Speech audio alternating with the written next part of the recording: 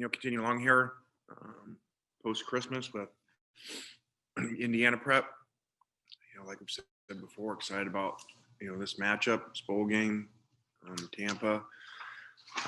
First time in 5 years being in a bowl game for our program, so I'm sure a lot of fans are excited as well. But really excited for our players that they get to go to a bowl game, even though it's abnormal and not like it used to be.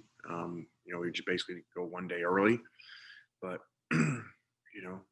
challenge is to play really well and win the game. And it's everyone come back here and go in that indoor and see that banner up there. What do you want that banner to say? When you bring your kids here someday. So this will be challenging. They're very good. There's a reason they're 6-1 and only lost to Ohio State by one score. Very challenging on defense, schematically, and play really hard, create a lot of turnovers. And we're, really, struggling via injuries, opt-outs, COVID, especially offense. So we're kind of running out of players here, but which is not ideal when you're a tempo offense, but is what it is. Eric, start us off. Hey, Lane, you touched on this a little bit. What are your COVID numbers after coming back from Christmas, and are you in jeopardy of not playing the game?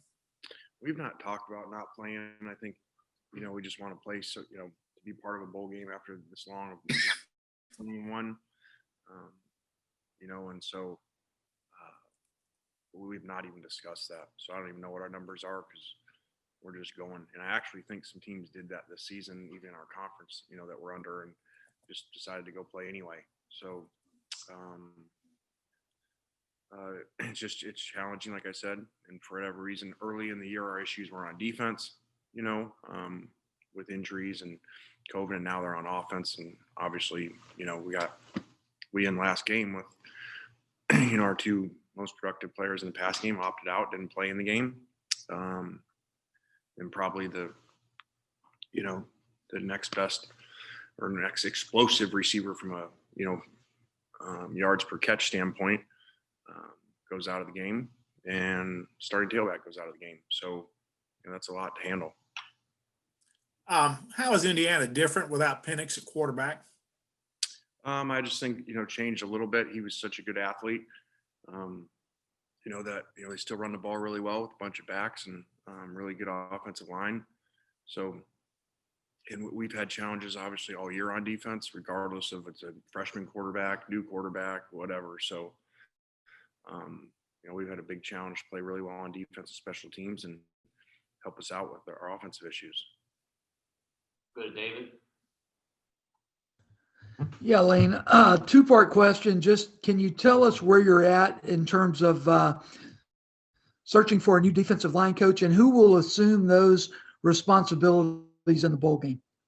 Marquise is doing that. Who worked under Deke all year long. So he'll do that for the bowl game.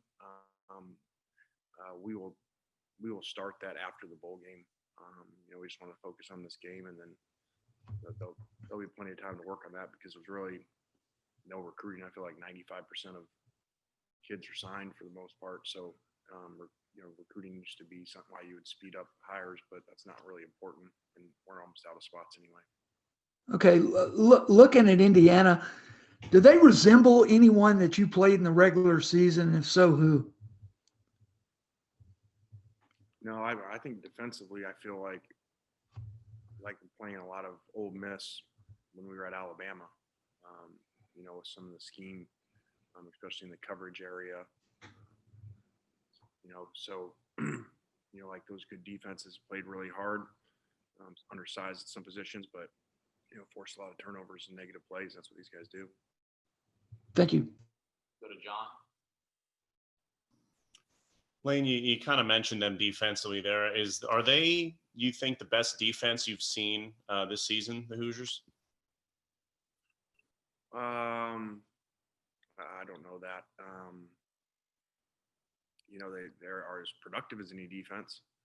From a turnover standpoint and a yardage standpoint, I think the defenses in our conference kind of got screwed up statistically, a lot of them, because, all SEC games, and there's a lot of really good offenses this year in the SEC. So, I mean, you've seen a lot of, if you look at statistics in the SEC, they're not, it used to be, look at the top 10, there'd be 4 teams or something like that from the SEC. I think that's out of whack because of all SEC games and so many good offenses. And quick follow-up, what do you kind of see from a guy like Freifogel on the tape? What makes him kind of so dangerous? Well, I just think that, just makes plays and, got to, something to deal with. So we played against a lot of great players this year.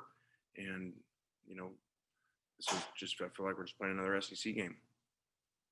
Go to Nick.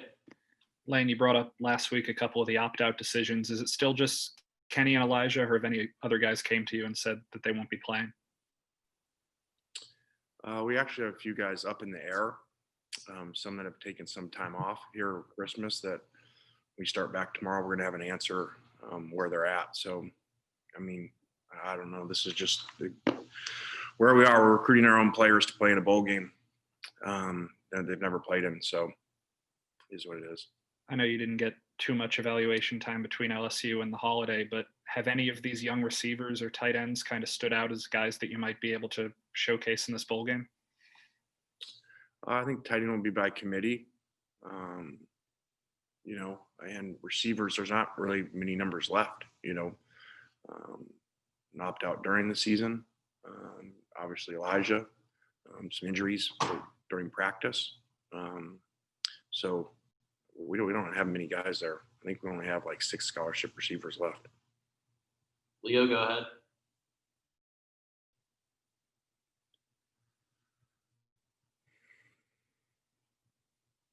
Go ahead, Leo. You're muted if you're trying to talk.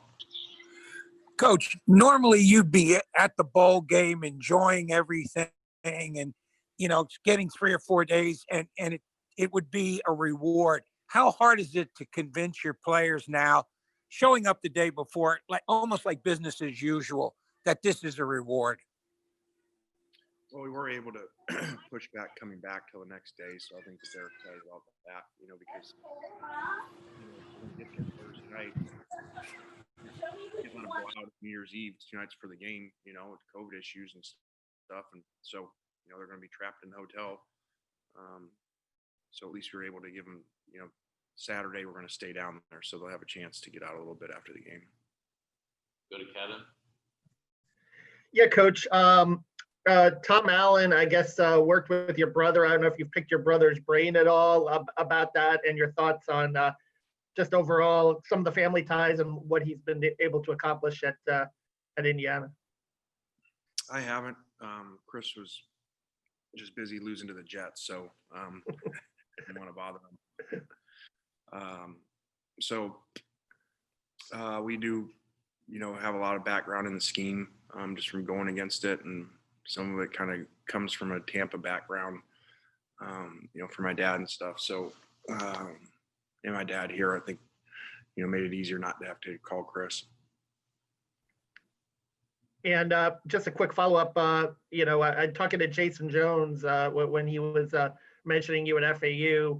He talked a lot about the discipline and the organization of your practices, and he mentioned that you working with Coach Saban really influenced you in that regard. I'm just curious about that and just how you reflect on your career and the number of places you've been, how it's impacted your ability to, be at this point and the experiences that you've gained from a number of different coaches. Well, I think Coach David helped tremendous, going there 3 years with him and learning completely different system. I've said it before, Pete Carroll and Nick Saban, 2 Hall of Fame coaches that are completely opposite in how they do things. So I just think not many people, maybe me and Sark, maybe the only people ever that's worked with both. And that, so, when you get to do your own thing, you combine both and take some from each. And I think that's what Jason's talking about with the practice planning and the structure and the different fields and all the different stuff going on. Comes from time being there. And Jason, on the side note, has done a great job. I texted him the other day. I think that I want to say we led the country in interceptions a year ago with him at FAU coaching DBs, and now they're doing it there. So obviously he does a great job. Go back to Nick. Lane, do you have any favorite family memories of that stadium in Tampa?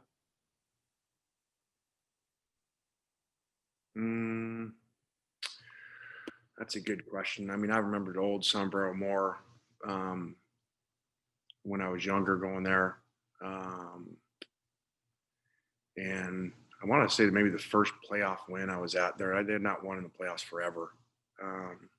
And was at the game when they finally won in the playoffs with Coach Dungy. So, and then then just lately going back there and the Glaziers and everybody for my dad's 80th, and then surprising with him of going into the Ring of Honor, which was supposed to happen this year before COVID. I know it's such a big deal to him, to have his name up there with Coach Dungy, Coach Gruden, Sapp, Derek, all those, John Lynch, all the great players and coaches. Parrish, go ahead. Lane, I had to step away for a minute. I heard you mention tight end by committee. You've talked about wide receivers. What are your running backs like? Do you expect to get anything out of Jerry on? Can you tell us a little bit about him? Yeah, we hope so. Obviously, he hasn't done anything yet, but we still got a long time to go. So hopefully he can. If not, you're going to see a lot of young guys, and we're cross training TK right now too. So it's kind of the year we're in. Well, Lane, on a side note with the Bucks, I will tell you that I attended their first win in history, their first NFL win in '77. I was there. Wow, you just kind of aged yourself. There are lots of ways that I age myself, but it was a very, very disappointing day for a Saints fan. Was that Coach McKay? Yes. Was that like year 4? Didn't they lose like 3 straight years where they ever won or something? That was the 13th game of their second year. Wow. I'm sure at that point he was wanting to go back to USC probably. I think he said before he had better players at USC. Yeah.